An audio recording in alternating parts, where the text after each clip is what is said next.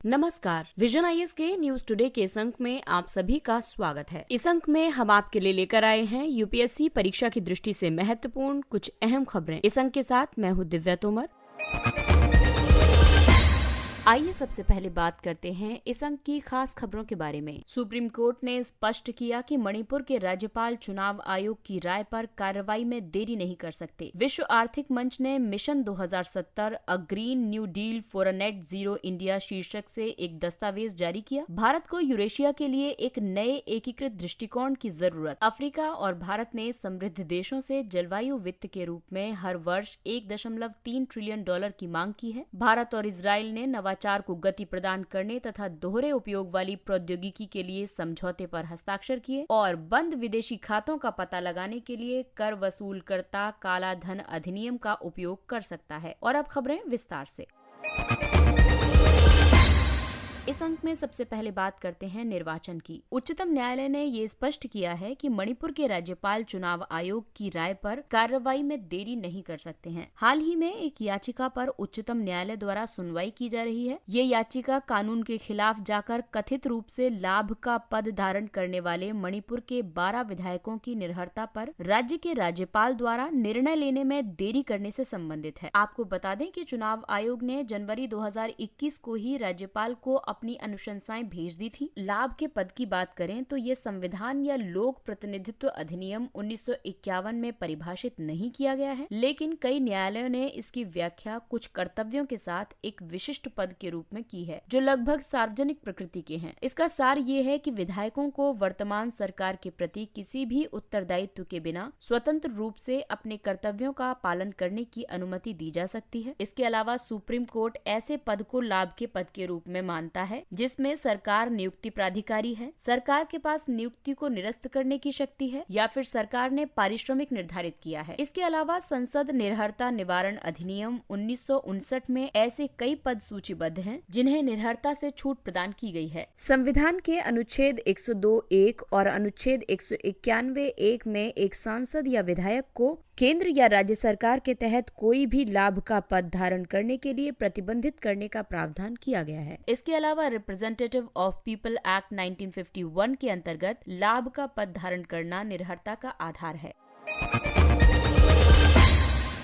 अगली खबर जलवायु परिवर्तन से संबंधित है। विश्व आर्थिक मंच ने mission 2070 a green new deal for a net zero India शीर्षक से एक दस्तावेज जारी किया। विश्व आर्थिक मंच के दस्तावेज में ये तर्क दिया गया है कि भारत द्वारा शुद्ध शून्य यानी नेट जीरो अर्थव्यवस्था को अपनाने से 50 मिलियन से ज्यादा रोजगार सृजित हो सकते हैं। ये वर्ष 2030 तक आर्थिक प्रभाव के रूप में 1 ट्रिलियन डॉलर से अधिक और वर्ष 2070 तक लगभग 15 ट्रिलियन डॉलर का योगदान भी कर सकती है। ये दस्तावेज उन प्रमुख क्षेत्रों के लिए विकार्बनीकरण करने वाली रणनीतियों को भी सूचीबद्ध करता है जो भारत में लगभग सभी प्रकार के ग्रीन हाउस गैस उत्सर्जन में योगदान करते हैं। ऊर्जा क्षेत्र का भारत के ग्रीन हाउस गैस उत्सर्जन में 40% का हिस्सा है और इस क्षेत्र में विकार्बनीकरण करने वाली रणनीतियों की बात करें तो जीवाश्म ईंधन को नवीकरणीय ऊर्जा से प्रतिस्थापित किया जाना चाहिए। बढ़ी हुई क्षमताओं के माध्यम से पुराने हो चुके बुनियादी ढांचे से जीवाश्म CO2 उत्सर्जन को कम करना चाहिए। इसके अलावा कार्बन सीक्वेस्ट्रेशन यानी कार्बन संचय के माध्यम से अपरिहार्य कार्बन उत्सर्जन को कम करना चाहिए। अगला क्षेत्र है गतिशीलता। इसका प्रभाव ये होगा कि ये तेल पर अत्यधिक निर्भर है और भारत की तेल संबंधी मांग में लगभग आधा योगदान करता है। गतिशीलता के तहत विकार्बनीकरण करने वाली रणनीतियों की बात करें तो ये रेल और सड़क सहित परिवहन की मिश्रित प्रणाली अपनाने पर बल देता है। तत्काल अवधि में संधारणीय ईंधन जैसे कि जैव ईंधन, CNG और LNG को प्रोत्साहित करने के लिए ईंधन विविधीकरण दृष्टिकोण, मध्यम अवधि में विद्युतीकरण और दीर्घावधि में हाइड्रोजन आधारित गतिशीलता पर बल देता है। वहीं उद्योग क्षेत्र में इसके प्रभाव की बात करें तो लौह और इस्पात, सीमेंट एवं रसायन तथा उर्वरक क्षेत्रों का उच्चतम CO2 फुटप्रिंट है। इन क्षेत्रों के लिए मांग प्रबंधन के उपाय जैसे कि चक्रीय अर्थव्यवस्था को गति प्रदान करना, ऊष्मा का विद्युतीकरण, कार्बन अभिग्रहण, उपयोग और भंडारण और कम कार्बन वाले ईंधन पर बल देना चाहिए। इसके अलावा कृषि क्षेत्र के प्रभाव की बात करें तो ये नाइट्रस ऑक्साइड और मीथेन उत्सर्जन में सबसे बड़ा योगदान करता है। कृषि क्षेत्र में विकार्बनीकरण की रणनीतियों की बात करें तो इसमें परिशुद्ध कृषि, संधारणीय पशुपालन और हरित ऊर्जा को अपनाने के लिए किसानों को सशक्त बनाने पर बल दिया गया है। अगली खबर भारत की भू राजनीति से संबंधित है। भारत को यूरेशिया के लिए एक नए एकीकृत दृष्टिकोण की जरूरत है। अपनी समुद्री भू राजनीति के एक भाग के रूप में हिंद प्रशांत की ओर राजनीतिक और संस्थागत रुचि उत्पन्न करने में भारत की सफलता के बाद अब ये अनुभव किया गया है कि भारत को यूरेशिया के प्रति अपनी महाद्वीपीय रणनीति का दोबारा मूल्यांकन करना चाहिए। यूरेशियाई क्षेत्र भौगोलिक रूप से तो यूरेशियाई प्लेट के द्वारा दर्शाया जाता है, लेकिन ये अधिकांश यूरोप और एशिया को शामिल करता है। इस क्षेत्र की संरचना के संबंध में एक अंतर्राष्ट्रीय सहमति की कमी है। उदाहरण के लिए रूस के लिए पूर्व सोवियत संघ राज्य क्षेत्र यूरेशिया का प्रतिनिधित्व करता है, जबकि अन्य देश इसके भागों जैसे कि मध्य एशिया, वृहत मध्य पूर्व आदि को यूरेशिया के अंतर्गत मानते हैं। भारत के लिए यूरेशिया के महत्व की बात करें तो ये क्षेत्र कच्चे तेल, प्राकृतिक गैस, कपास, स्वर्ण, तांबा, एल्यूमिनियम और लोहे जैसे खनिजों से समृद्ध है। ये रणनीतिक रूप से यूरोप और एशिया के बीच पहुंच बिंदु के रूप में अवस्थित है। चीनी प्रभाव को बाधित करने के अलावा ये भारत को इस क्षेत्र में शत्रुतापूर्ण गठबंधनों को संतुलित करने में सहायता करेगा, जैसे कि तुर्की पाकिस्तान गठबंधन। यूरेशिया के प्रति भारतीय रणनीति में कई बिंदुओं को शामिल करना चाहिए, जैसे कि यूरोपीय संघ और उत्तरी अटलांटिक संधि संगठन यानी नाटो दोनों के साथ अधिक संलग्नता होनी चाहिए। इसके अलावा रूस के साथ यूरेशियाई सुरक्षा वार्ता को तेज किया जाना चाहिए और भौगोलिक अलगाव को दूर करने तथा अफगानिस्तान, मध्य एशिया और खाड़ी क्षेत्र के भविष्य में एक बड़ी भूमिका निभाने के लिए ईरान और अरब के साथ सहयोग को बढ़ावा भी दिया जाना चाहिए। अगली खबर पर्यावरण संरक्षण से संबंधित है। अफ्रीका और भारत ने समृद्ध देशों से जलवायु वित्त के रूप में प्रतिवर्ष 1.3 ट्रिलियन डॉलर की मांग की है। समान विचारधारा वाले विकासशील देश यानी LMDCs, like minded developing countries, ये 24 देशों का एक समूह है। इस समूह ने वित्त के बढ़ते हुए प्रवाह की मांग की है। इसके अनुसार विकसित देशों द्वारा विकासशील देशों को वर्ष 2030 से प्रतिवर्ष न्यूनतम 1.3 ट्रिलियन डॉलर देने चाहिए। भारत, चीन, इंडोनेशिया, मलेशिया, ईरान, बांग्लादेश और अन्य विकासशील देशों के साथ LMDCs समूह का हिस्सा है। इस समूह ने प्रस्ताव किया है कि इस राशि का कम से कम आधा भाग अनुकूलन आवश्यकताओं के लिए निर्धारित किया जाना चाहिए। साथ ही ये राशि अनुदान के रूप में 100 बिलियन डॉलर से कम नहीं होनी चाहिए। इसके अलावा ये भी कहा गया है कि जलवायु वित्त को स्पष्ट रूप से परिभाषित किया जाना चाहिए ताकि ये अन्य प्रकार के मौजूदा वित्तीय प्रवाहों के साथ मिश्रित न हो जाए। आइए बात करते हैं जलवायु वित्त के बारे में। ये स्थानीय, राष्ट्रीय या अंतर्राष्ट्रीय वित्त पोषण है। ये वित्त पोषण शमन और अनुकूलन कार्यों को समर्थन प्रदान करता है। ये कार्य जलवायु परिवर्तन का समाधान करेंगे। संयुक्त राष्ट्र जलवायु परिवर्तन पर फ्रेमवर्क कन्वेंशन, क्योटो प्रोटोकॉल और पेरिस समझौता समृद्ध देशों से कम संपन्न देशों और अधिक वल्नरेबल देशों के लिए वित्तीय सहायता की मांग करते हैं। जलवायु वित्त के तहत CBDR यानी साझे किंतु विभेदित उत्तरदायित्व के सिद्धांत के आधार पर विकसित देशों ने वर्ष 2010 में वर्ष 2020 तक प्रतिवर्ष 100 बिलियन अमेरिकी डॉलर जुटाने के लिए सहमति व्यक्त की थी। इसे वर्ष 2025 तक यथावत बनाए रखना है। हालांकि उन्हें अभी तक कार्यप्रणाली संबंधी दृष्टिकोण और पारदर्शिता पर चिंताओं के साथ राशि जुटानी है।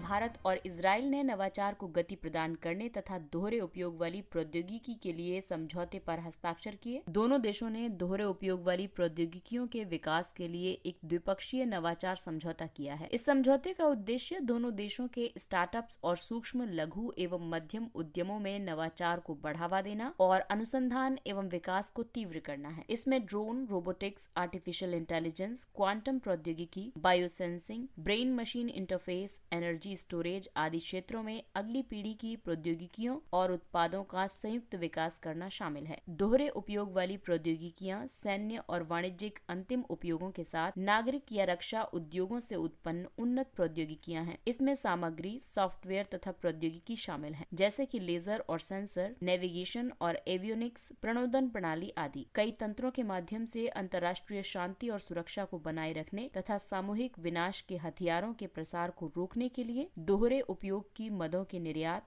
और पारगमन आदि को नियंत्रित किया जाता है, जैसे कि संयुक्त राष्ट्र सुरक्षा परिषद संकल्प 1540, बहुपक्षीय निर्यात नियंत्रण व्यवस्थाएं जैसे ऑस्ट्रेलिया समूह, वासेनर समझौता, परमाणु आपूर्तिकर्ता समूह और मिसाइल प्रौद्योगिकी नियंत्रण व्यवस्था। भारत NSG को छोड़कर अन्य 3 बहुपक्षीय निर्यात नियंत्रण व्यवस्थाओं का हिस्सा है। अगली खबर मनी लॉन्ड्रिंग यानी धन शोधन से संबंधित है। बंद विदेशी खातों का पता लगाने के लिए कर वसूलकर्ता काला धन अधिनियम का उपयोग कर सकता है। हाल ही में एक कर न्यायाधिकरण ने निर्णय दिया है कि काला धन यानी अप्रकटित विदेशी आय और आस्ति और कर अधिरोपण अधिनियम 2015 यानी काला धन अधिनियम का उपयोग उन गुप्त विदेशी खातों के विरुद्ध किया जा सकता है जो नए कानून के अस्तित्व में आने से पहले बंद हो गए थे। ये हाल के पेंडोरा पेपर्स लीक के बाद एक महत्वपूर्ण निर्णय है, क्योंकि इसके तहत प्रकट किए गए कई अपतटीय देशों के खाते वर्ष 2015 से पहले बंद थे। आइए बात करते हैं काला धन अधिनियम 2015 के बारे में। इसे 1 जुलाई 2015 से लागू किया गया था। ये विदेशों में जमा काले धन के मुद्दे से विशेष रूप से और अधिक प्रभावी ढंग से निपटने से संबंधित है। ये केवल निवासियों पर लागू है। ये अघोषित विदेशी आय या संपत्ति के वास्तविक बाजार मूल्य के 30% की दर से वसूली का प्रावधान करता है। इसने करदाताओं को अपनी घोषित विदेशी संपत्ति की घोषणा करने का अवसर प्रदान करने के लिए 3 महीने की एक निश्चित अनुपालन अवधि प्रदान की है। अधिक कठोर दंडात्मक परिणामों को निर्धारित करने के अलावा इसमें अघोषित विदेशी आय या संपत्ति के संबंध में जानबूझकर कर अपवंचन के प्रयास आदि के अपराध को शामिल किया गया है। इसे धन शोधन निवारण अधिनियम 2002 के तहत एक अनुसूचित अपराध के रूप में शामिल किया गया है। हालांकि काले धन की कोई आधिकारिक परिभाषा नहीं है। ये संभवतः कर अधिकारियों के समक्ष प्रकट नहीं किया गया धन हो सकता है। ये 2 व्यापक श्रेणियों से प्राप्त हो सकता है: अवैध गतिविधि और वैध किंतु सूचित न की गई गतिविधि।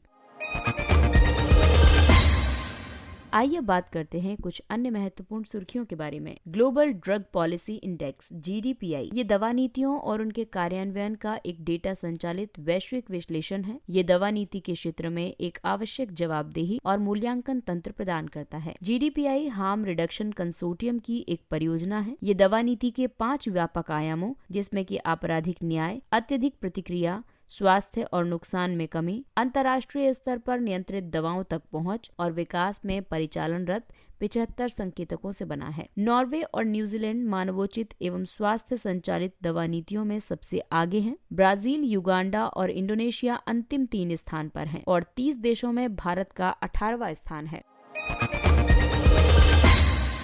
अगला है जलवायु परिवर्तन प्रदर्शन सूचकांक। भारत ने जलवायु परिवर्तन प्रदर्शन सूचकांक में शीर्ष 10 सर्वश्रेष्ठ प्रदर्शन करने वाले देशों में अपना स्थान बरकरार रखा है। डेनमार्क सर्वोच्च रैंकिंग प्राप्त करने वाला देश है। CCPI के तहत 4 श्रेणियां हैं: ग्रीन हाउस गैस उत्सर्जन, नवीकरणीय ऊर्जा, ऊर्जा उपयोग और जलवायु नीति में 60 देशों और यूरोपीय संघ का मूल्यांकन किया, जो कि एक साथ वैश्विक ग्रीन हाउस गैस उत्सर्जन का 90% उत्पन्न करते हैं। जलवायु परिवर्तन प्रदर्शन सूचकांक को जर्मन वॉच द्वारा अंतर्राष्ट्रीय जलवायु परिवर्तन नीति में पारदर्शिता बढ़ाने के लिए एक उपकरण के रूप में विकसित किया गया था।